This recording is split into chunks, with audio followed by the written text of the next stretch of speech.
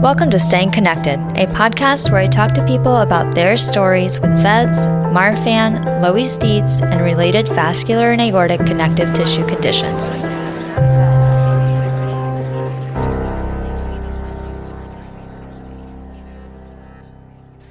This is your host, Katie, and before we get into the show, I want to remind you that the views, information, and opinions in this podcast are those of the individuals involved, and the information presented does not constitute medical or other professional advice or services. Any opinions that I express in this podcast are my own and not of my employer. In the last episode, we talked to my brother, Jake, about his experience with my diagnosis of VEDS or vascular Ehlers-Danlos syndrome. If you haven't gone and listened to that episode, I hope you do. We shared lots of laughs and emotions, and I absolutely love my brother. Today, we're going to hear from Taborski McClellen about his experience with Marfan syndrome, including retinal detachments and an aortic dissection, and the book he wrote afterwards. Before we go over to the interview, if you have VEDS or have a close family member with it, consider taking the research survey titled The Role of Community and Mental Health, a Grief and Trauma-Related Needs Assessment in the Vascular Ehlers-Danlos Syndrome Community. The survey is available until December 15th, and a link is in the episode show notes. Let's get into the show.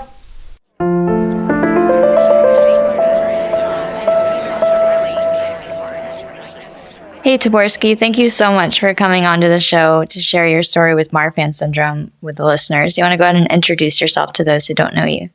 Yes, my name is Taborski McClellen, born and raised in Meridian, Mississippi. Well, born in Philadelphia, Mississippi, raised in Meridian, Mississippi, currently living in Jacksonville, Florida.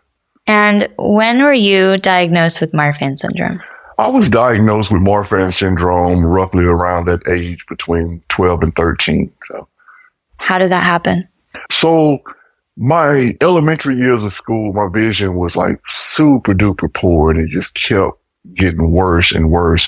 My mother and father couldn't figure out what was going on. I think I've seen every eye doctor known to mankind, and no one could figure out what was going on. That's what happens when you're in a small town that doesn't have the funding or the education to know certain things. So going forward, they just couldn't figure it out, and finally got to a specialist, and they noticed that my lens had shifted down to the bottom of my eye, and that was causing my vision issues. So with that being said, they start digging into, well, how did this happen? What was the reason why my lens completely shifted? And they told my mom to go and set an appointment to see different doctors. And that's when I was diagnosed with Marfan syndrome. So basically, because of my poor vision is what led me to my proper diagnosis. Yeah. And what were you told about your diagnosis when you got it?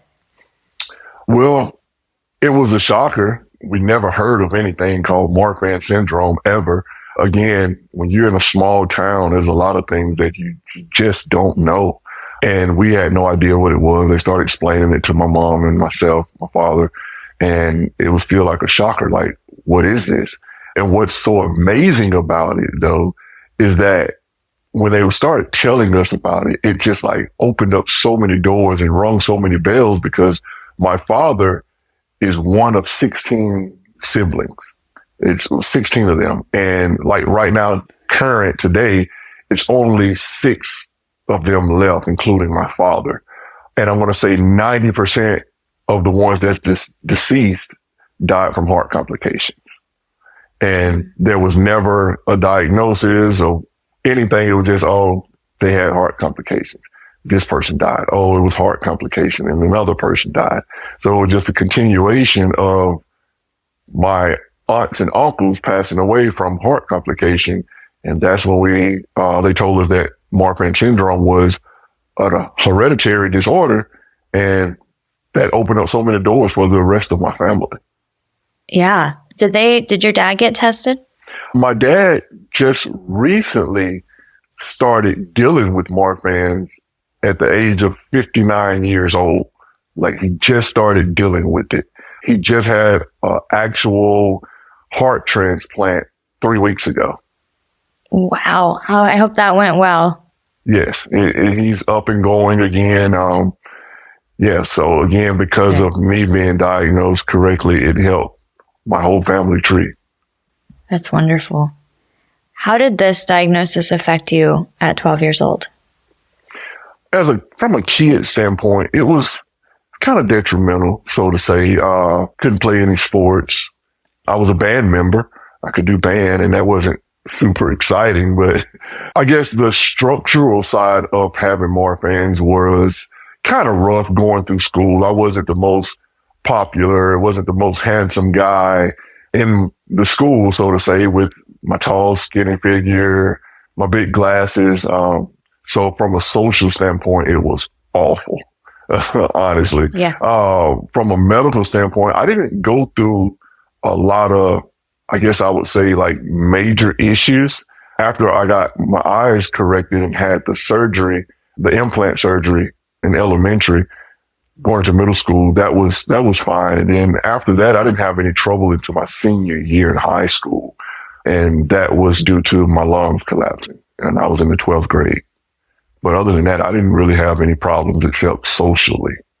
Yeah. I mean, it's a big thing to take on, I think, I'm trying to imagine if I had known about my diagnosis of VEDS in elementary, middle, or high school. And I don't know how I would have done with that information, you know? Tell me about your lung collapse. So, again, I didn't know that it was related to Marfan. As a kid, you know, I knew that I had a diagnosis, I had an issue, but at the time I still wasn't educated. I mean, what kid is going to sit down and read all the complications and going forward with your condition? So I was actually working at the time of my lung collapse. I worked at an ice plant in Meridian, Mississippi. So I was literally like in this big barrel where you like pick the ice if it gets stuck in a machine. So I was trying to pick it, and I thought maybe I just pulled a muscle because, you know, you do a forward stroke motion, and it just felt like a awful cramp. So I went upstairs and told my boss that, you know, I pulled a muscle or something. And then about 2 minutes later, I realized that I was fighting for my breath. I could not breathe. And that's when I called my father. He rushed in, took me to a local, what do you call it? Like emergency care place. And it was literally like right across the street from my job. Why didn't I think of that, or my boss? I don't know. But my dad was like, yeah, let's just get over here. So we got over there. As soon as I walked in the door, they knew what was wrong with me right away. My dad just told me my son is having trouble breathing. They said he has a collapsed lung. They rushed me to the hospital, which was about 5-10 minutes away. And that's when I had emergency surgery. Mm-hmm.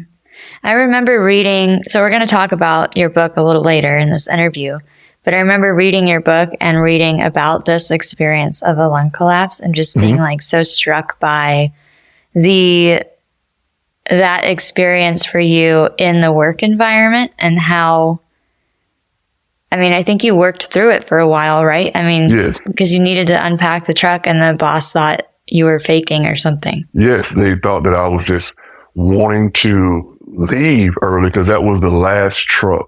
So just to tell you a little bit about the job, basically like the trucks that go to the convenience stores and fill the ice machines. Okay, so that was the company that I worked for. So we would bag the ice, load it in the truck. So we was on that last truck. The machine got stuck and we had to go in there and pick it. No one wants to load the last truck. Everybody's trying to leave.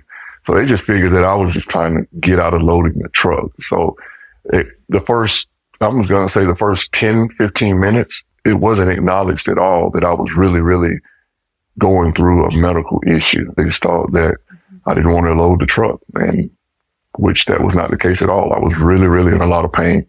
So dealing with certain aspects of life when you're dealing with a medical condition, like say the uneducated people can give you certain vibes that may not be correct, or their perception of it may be completely off. Mm-hmm.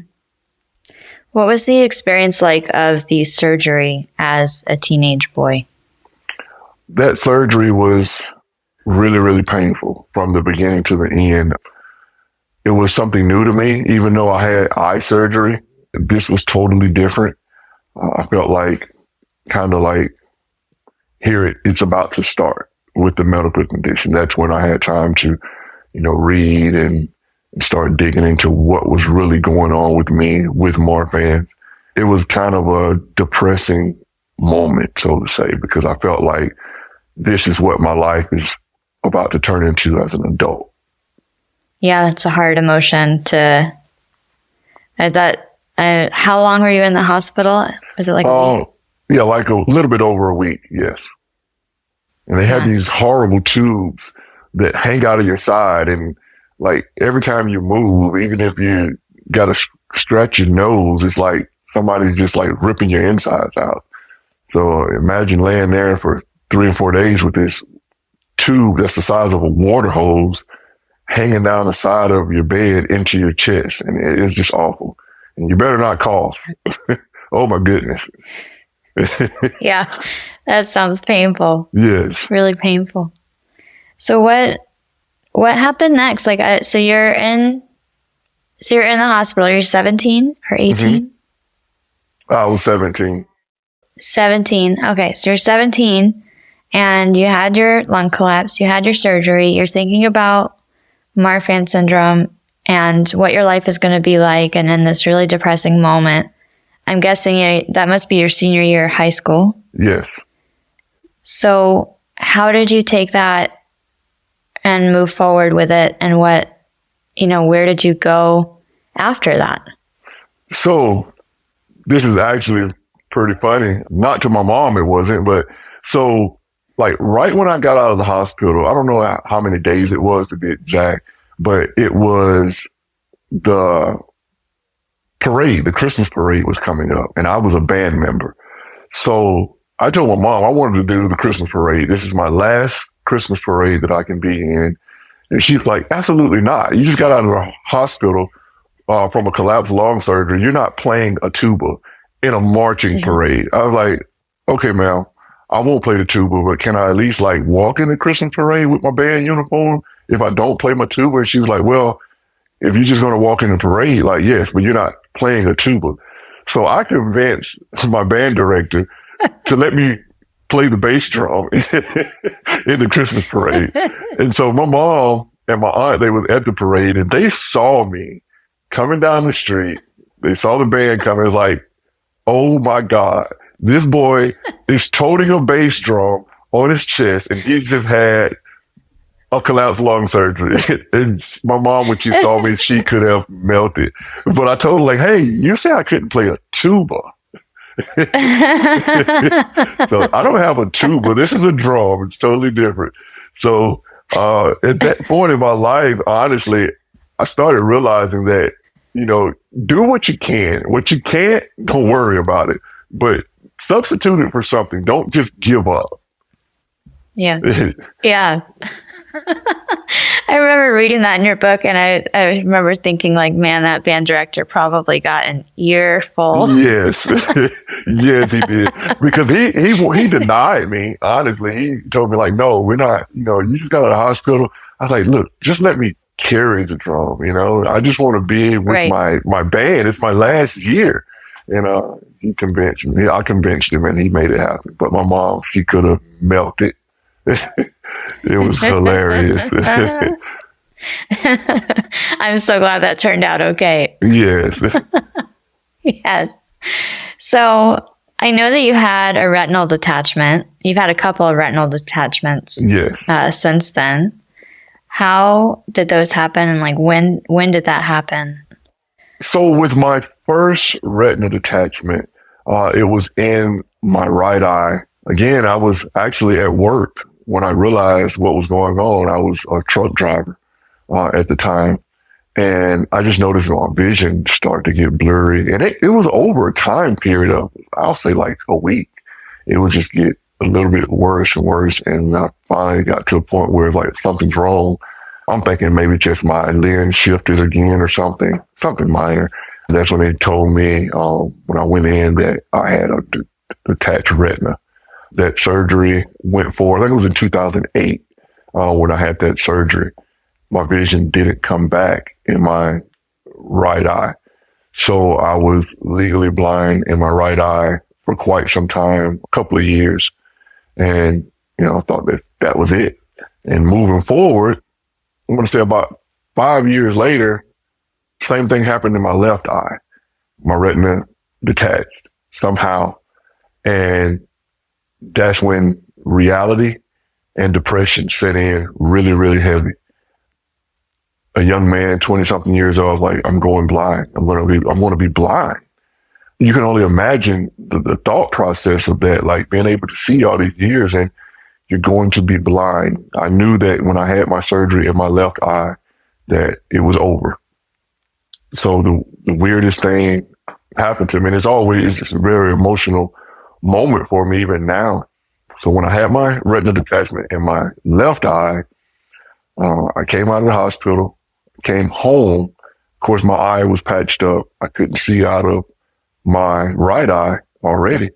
So I'm laying in bed on this medication that they put me on. And the second day when I woke up, I told my wife, like in a panic mode, I'm like, hey, babe, like, I'm starting to see out of my right eye. And she was like, what are you talking about? I'm like, I don't know what's going on, but I'm starting to see my fingers out of my right eye.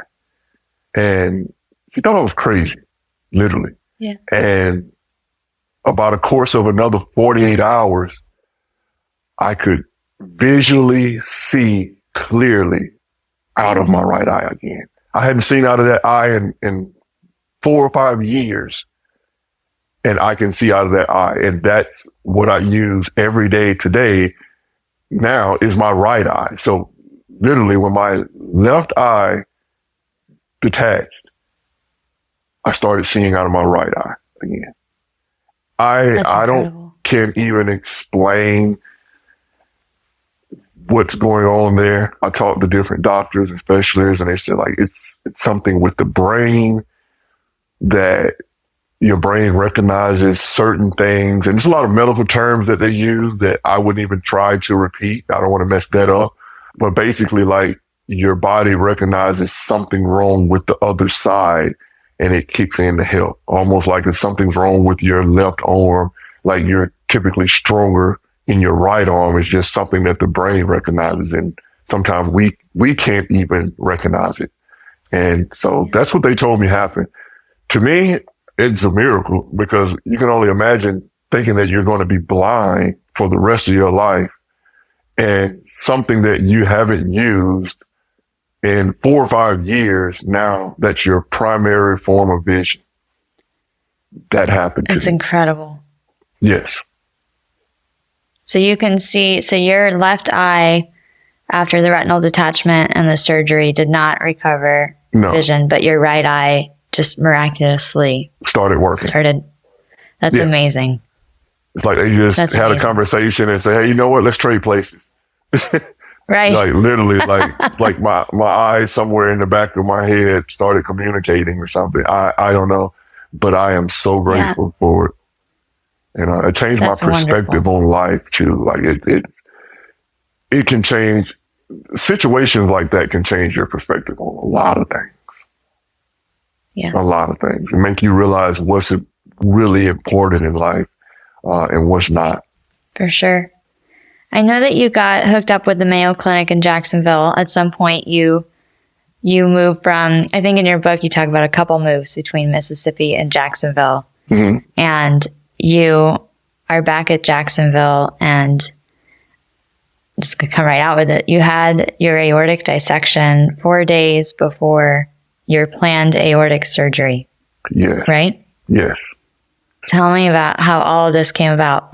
So just a little bit from the beginning, like I moved to Jacksonville right after high school. My uncle lived here, so we would always come and visit. And so coming from a small town in Mississippi, coming to Florida is like Hollywood. Like, it's amazing. So I told myself, when I get out of high school, that's where I'm going to live. So I moved here. Things didn't work out financially, so I went back home for a year and to regroup, and I came right back, not knowing that my future lied in the hands of Jacksonville.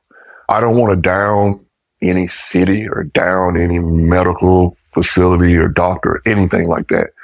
But I know that if I had have had an aortic dissection in Mississippi, I would have died.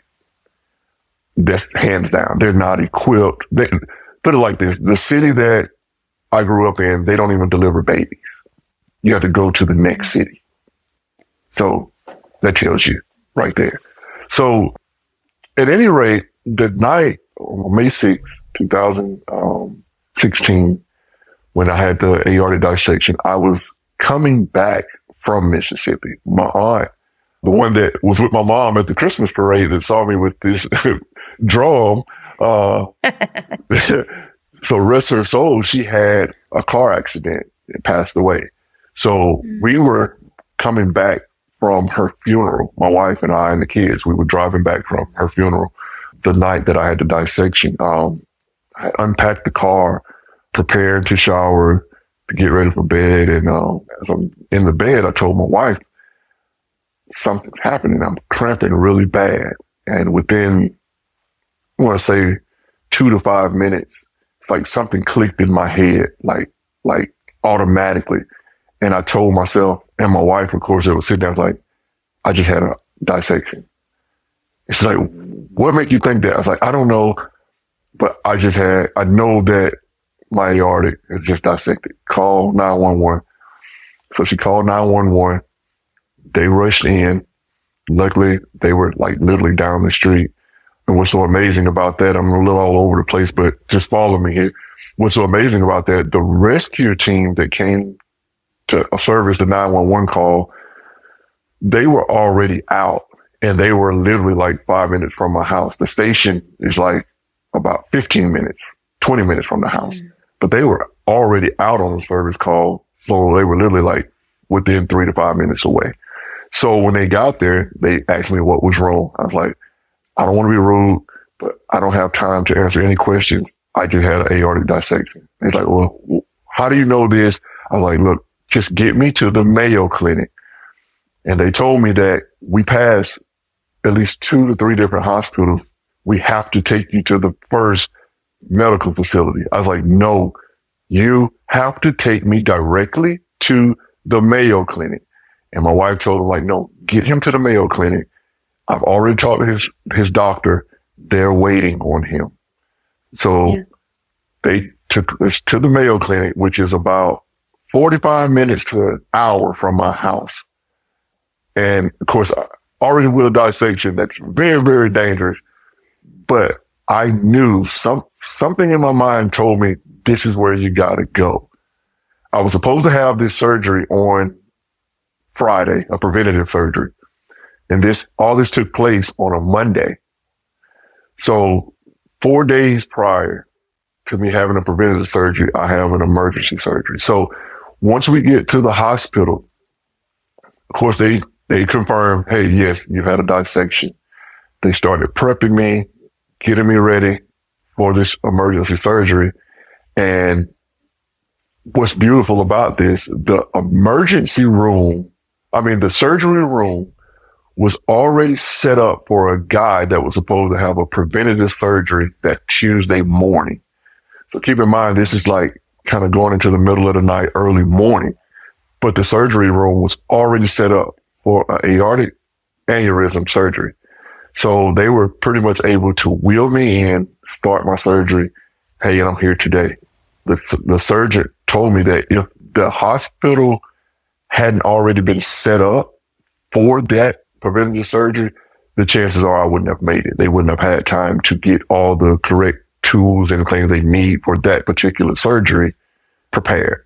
I didn't know that they have to prepare for certain different surgeries or what have you, but it was already set up for someone else and could save my life. That's amazing. How many years ago was that? 2016. That's incredible. Yeah, 2016. I think it's a great time for you to talk about your book. Awesome. Living with Marfan Syndrome in the Hands of God. Absolutely. So with all the things that I've been through with Marfan syndrome and my life as a kid to a 42-year-old husband, a 42-year-old father, grandfather, friend, I know where I stand as a human being, and God has always been like right there in my life. I never push my beliefs or anything on anyone, but I know what has kept me. And God has told me, like, you have to go out and tell your story in order to inspire other people. And so I started writing. So how I started writing my book was, it was a group of friends of mine, 3 of us, and we would get up every morning at 5 o'clock and pray. So we would get up every morning and pray. So I was like, you know what? I'm going to get up an hour early and start writing my book. That way I'm kind of already up and energized or whatever. And so that's how it started. So I'll get up, write a little bit of my book. We would pray. Next day, do the same thing. I did it every day of the week. I think it took me about, I want to say like 4 months maybe to write my book. But I knew that I had to encourage others. You have people out there with Marfan, Loeys disease, VEDS, cancer, Crohn's disease, AIDS, whatever your issue or whatever your medical downing may be, you still have life. You're full of life. You can't give up on yourself. So my book is to inspire people to focus more on what you can do versus what you can't do. You can change the heading of the book and put your own self in there. Living with VEDS in the hands of God, living with cancer in the hands of God. You can change the whole title, living with Marfan's in the sunshine state, whatever you want to title it as. Read the book and put your own heading in there, because that's what it's about. It's about being available to yourself, meaning understanding yourself, and that you are still full of life. That's what my book is about. And that's what inspired me to write my book, to go and tell my story. I go through a lot on a daily basis. I deal with a lot of pains. Imagine, I tell a lot of my friends and even my wife, I joke with her about it. It's like, just close your left eye for 3 hours and just continue your day and tell me how that feels. Put some tape or something over your eye and just continue doing what you do on a daily basis. Well, imagine that. I can't pull the tape off of my eye. I can't uncover my eye. Imagine having a curved spine and you can hardly sit down or hardly walk sometimes. Imagine being afraid that if you pick up a gallon of milk, you can rupture your aortic valve again. Like, it's a lot of things that I deal with. My lung still has a punctured hole because they couldn't completely seal it because it had got damaged so much. So I can't go out and do certain things. I can't go play basketball, but I can go kayaking, So my book basically is stop focusing on what you can't do. If you're in a wheelchair here, you may not be able to go running, but you can roll around and still fish. You can roll around and still enjoy just going to the mall. It's so much more you can do. Take your mind off of your can'ts. I love that. Did you come out of that aortic emergency with that mindset already? Or when did this kind of manifest entirely within you as this mantra or way of life? I believe it was mildly there from the beginning. When I say from the beginning, like as a teenager, it was mildly there.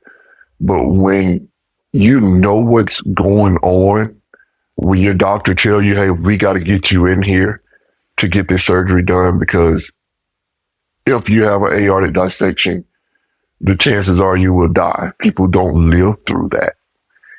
And when that's on your mind and then it happens and you pretty much tell yourself, this is it, like, I'm dying, I'm dead. Because I had this in my mind for months leading up to the preventative surgery. Hey, I'm so glad I'm about to have this surgery. I don't want to have an aortic dissection. I don't want to die. So when it's like, oh my God, it's too late.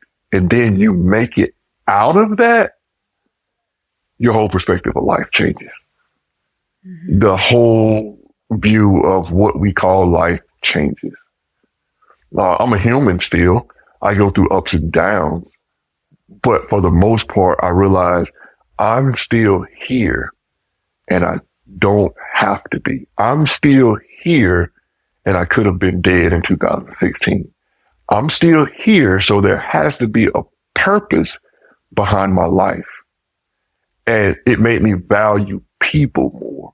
So to answer your question, it started when I got on that surgery table and they put that mask on my face to put me to sleep. And I felt like that's it. Life is over. Mm-hmm. And I came back here to this earth again. I died. They told me I flatlined a couple of times after the surgery. They had to go in a second time because another blood vessel burst. Yeah, I went through so much and it just opened up my heart, much alone my eyes. Well, my eye. It opened up my eye, but my heart opened up to people. I see people that's going through things and it's like, all I can do is hug them and tell them like, it's going to be okay. It starts in the mind though. You're only as ill as you tell yourself you are. You know, you're only as sick as your mind say you are, regardless of what you're diagnosed with or how detrimental it may be. But your mind carries the weight. And that's what I had to realize, the mind. And I love on people and encourage people to understand that if you can control your mind, 90% of your illness is already healed, honestly. Yeah. Is that the advice you would tell people in our community? Yes. Or somebody else is going through what you went through? Yes. I used to feel that that was my opinion. You know, everybody has an opinion. I used to think, well, you know, that's just my opinion. That's not factual. But I changed that because it is factual. Think about what you go through. We met years ago. You explained to me what you go through on a daily basis. You know what I go through on a daily basis. But if no one ever told you, if a doctor never diagnosed you, you would just think, oh, well, this hurt or that hurts. It's normal, right? Like sometimes people hurt. There's people that's perfectly fine every day that has problems with their hands or problem with their knee, but they never went to the doctor. They never got a diagnosis, so they don't think about it. But as soon as you go, not saying it's bad, because it's not, you have to know what's going on within you. But as soon as the doctor say, oh yeah, you got such and such in your knee, like now you think your leg is falling apart. So if they never told you that, you would have continued life, right? So you have to have that same mindset, even when you know what's going on. You still have to have that powerful mindset to say, okay, I know what I got, but let me deal with it from a different light. And that's keep factual. Moving forward. Yeah, you gotta keep going. Yeah. You know, I don't want to get I guess I would say too deep into that thought process, but here's how I look at it. There's people who are perfectly fine, who eat healthy, go to the gym every day, they work out. They are the key of good health, right? They're not like me and you. They don't have a medical record like me and you, but they can get in an accident to go to the gas station to get gas and have a car accident and die, right? So why are we worried about like dying? Why are we worried about like, oh, this can kill us? That guy was perfectly healthy. So my thing is, we're all going to die from something. So continue to live until that takes place, because you don't have control over it. You don't have control over whether you're going to die from Marfan syndrome or Loeys disease or VEDS or a car accident. You don't know if you're going to go swimming at the beach on a sunny day and get bit by a shark. So that's my thing. Don't focus on the downers. Mm-hmm. Just keep moving. Yes. Keep going. So, I mean, you've been through so much in your life, and I am amazed that in the small town that you lived in Mississippi, that you got diagnosed with Marfan syndrome in the first place. And then, you know, that just how the stars aligned for you to be in Jacksonville. Yes. When your aorta dissected and all of that. I feel like you've had probably a pretty good array of experiences with the medical system. Yes. And medical providers and all sorts of different kind of walks of medical provider life.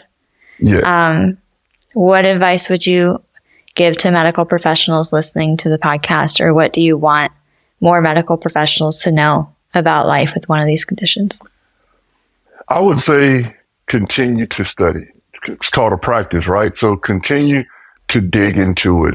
There's been times where just like simple pain, I've been to the emergency room and I literally had a physician in the emergency room ask me what it was. Like I literally told him, hey, I have Marfan syndrome and I'm just having a little bit of pain and I just want to make sure it's nothing, awful. And he's like, can you tell me a little bit about it? Like I've never heard of Marfan syndrome. That was here in Jacksonville. And I'm like, whoa, like, wow. So if I was really, really in an emergency state, they wouldn't even know what was going on. So I would say, like, I guess for better terms, the things that you don't hear about the most, still give it some attention sometimes. Everybody knows about cancer. Everybody knows about Crohn's disease. Everybody knows, dealing with HIV and AIDS. Everybody, knows about leukemia and stuff like that. Like, but there's a lot of things that myself, you live with on a daily basis that I'm going to say 40 to 50% of medical staff have no idea what it is. It crossed their path, maybe in studying or something, but it was just a word to them. Give us a little bit of what you have too. We would like to know that we're cared about as much as the people with cancer. Maybe we can get a billboard sometime somewhere, and raise money for us as well. Because, there's a lot of people out there who can't even afford the medical attention that they need with some, I guess, lower underlying conditions. They're out there. So for the medical staff, just, it's something you might not deal with on a daily basis, but still continue to study. Yeah. I would love to see a billboard. Yes, me too. I would love to. I would too. And maybe the fact that you're saying that and I'm saying that, it takes people to push it, right? Like it's not going to happen on its own.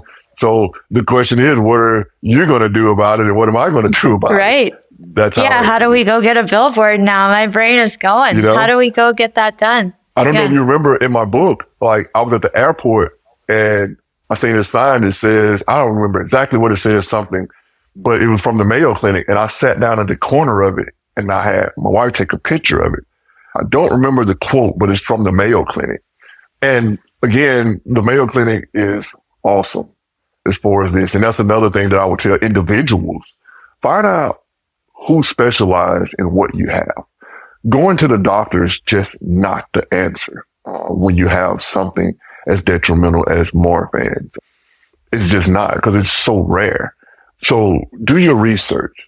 Find out the specialists, because there are people who are doctors, but they specialize in certain things. My cardiologist, Dr. Oken, he was a cardiologist, but he was a Marfan syndrome specialist. So he knew pretty much all the ins and outs of what was going on with me. He's been my doctor since 2010, when she just retired this past year. Boo-hoos to me. But I did actually meet my new cardiologist day before yesterday. I had an appointment there, and it's a lady, and she's awesome. So shouts out again to the Mayo Clinic. They are awesome.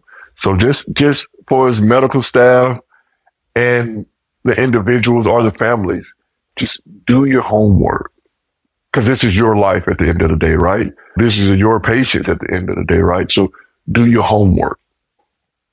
You're a parent of 3 kids, right? Yes. Do any of your kids have Marfan syndrome? My youngest, she's being monitored right now. She's 15, but she's right at 6 feet tall at 15. Again, I think she'll have her own story at some point in life with it or without it. She's doing the genetic testing right now as we speak. Pretty awesome that you asked that, because this past week they did the testing. So it takes about I think, a week or something for it to come back. So she'll know next week whether she has it or not. As a girl, it's been kind of tough for her, especially going into high school. She's a 10th grader right now. So of course you can understand the whole dating scene thing. She's taller than all the boys. So going through middle school, when she, started noticing the guys and stuff, late elementary, middle school, it was like really rough for her. But again, I taught her the same thing. Focus on the goodness of your height. And she started doing that this past year. She got a modeling contract. So she's a professional runway model at 15. And they said they have to have her because of her height. And she would always say, I don't want to be tall. Well, you just got your first job basically in the career path that you want to go because you're tall. So again, congratulations to her. That's exactly. Awesome. Thank you so much.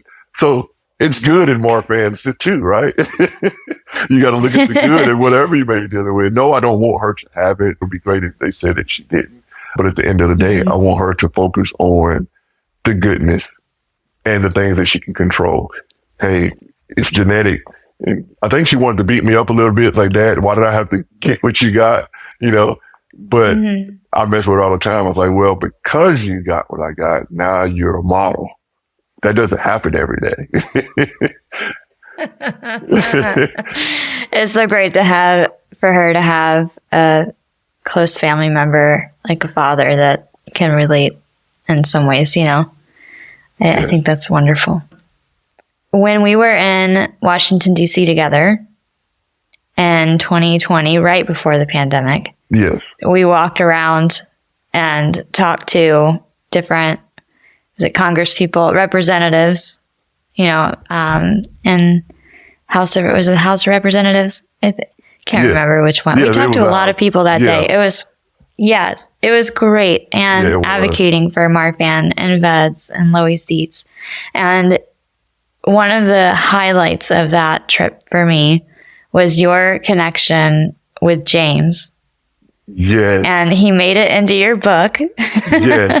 So he's, at the time he was pretty young. He still is. Yes. But I remember just that connection there between somebody who was, I think you would have been in your late 30s at that point. Yes. And he is a little guy. 4 at that time. Yeah. 4. Yeah. What is your hope for the future for his generation of kids with Marfan? So let me tell you, it's amazing that you bring that up, but James is like my godson. I talked to him 2 days ago. We continue our relationship. Me and Neil and his mom, but I call him James on a regular. My wife and I, we send him packages and stuff like that. Him and his sister, like Halloween and Christmas and stuff. So like James will forever be a part of my life. No one can understand unless they're in that place. And I don't think they can ever be in that place, because when I say that place, I mean mentally. Like James is the younger version of me. When I saw James, I literally felt that I was looking in the mirror. Like I'm a 6'7" black guy and this is a little 4-year-old white kid, but that's me. Like, so it's like I'm loving on myself. So until God calls me from this earth, I will forever have contact with James. I will forever love that kid. He's so dear to my heart because, like you said, at that moment, like I was a stranger. Like it was 1,000 people walking around there. It was a lot of us together in groups, but something gravitated him to me. And at that point, he didn't want to deviate from me. He didn't even want to be with his parents. He was like, I just want to go with Taborski. And I'm like, this is weird. This kid don't even know me. And like, his parents probably think that this is like crazy. Like, you can't go with him. We don't even know him. So I had 1,000 things in my mind. And I'm like, well, hey, this is what it is. But it was all for the good and it was for a purpose. And I don't even know what it is yet, honestly. But I love that kid, man. Like I literally, he's talked to my daughter. He talks to my wife. Like it's literally like a family connection. He's part of my family. I love that. Yes.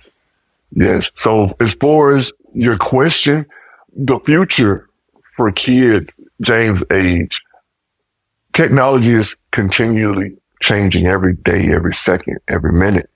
I think that they won't have to go through as much as I did in the 90s, early 2000s. I think there are things that's going to be in position for them to catch things sooner.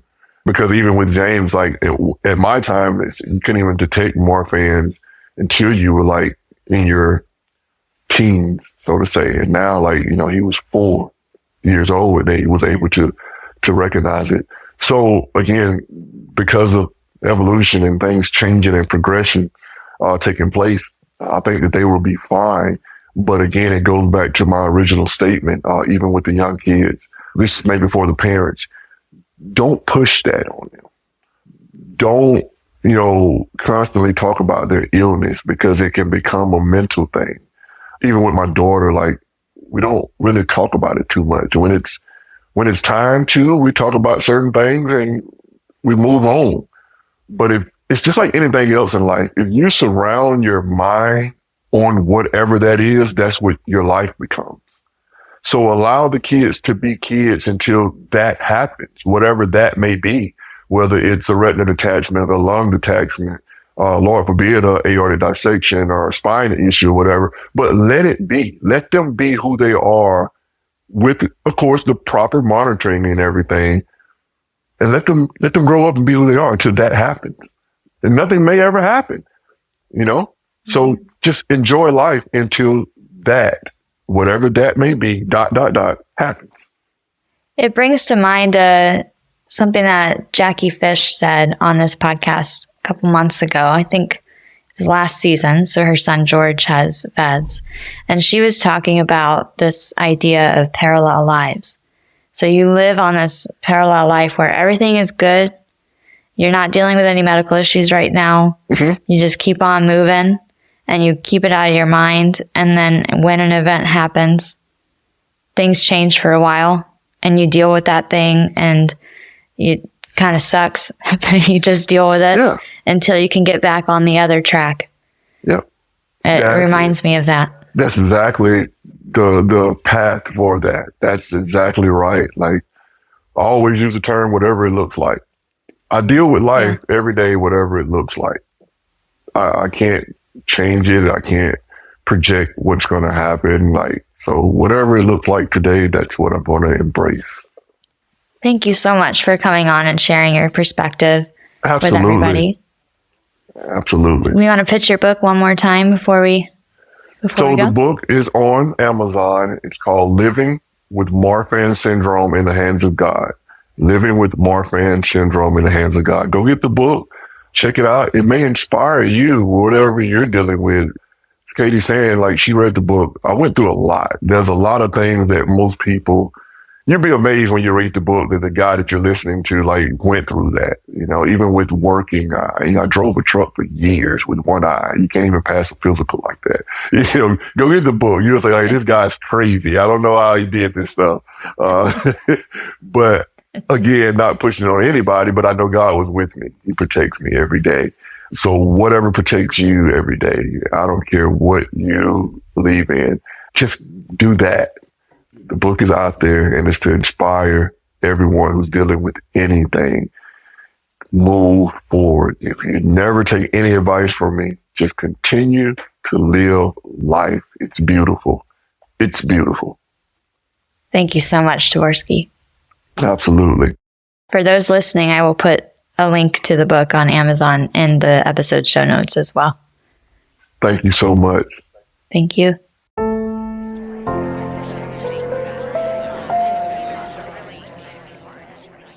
Thanks for listening to this episode featuring Taborski McClellen sharing his story with Marfan syndrome. I've put a link to Taborski's book in the episode show notes. There are also lots of other helpful links in the episode show notes if you're ready to meet others, get involved, or just need support. There's also a link for the VEDS Collaborative Natural History Study, a research study led by Dr. Shireen Shalhoub, open to people with VEDS, Marfan, Loeys-Dietz, and similar connective tissue conditions. On the next episode, we'll be talking to Michelle Lucina about her experience with VEDS. If you like this show, be sure to share it on social media, and you can also support the production of this podcast by joining my Patreon. As always, my top tier patrons are listed in the episode show notes. Thanks so much, and I will see you soon.